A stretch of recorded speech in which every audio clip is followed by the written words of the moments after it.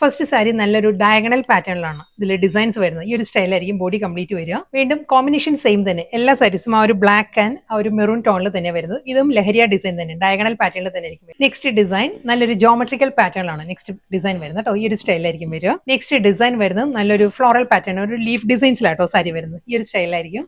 വീണ്ടും നല്ലൊരു ജോമെട്രിക്കൽ ഡിസൈനാണ് വരുന്നത് ബ്ലാക്കിൽ.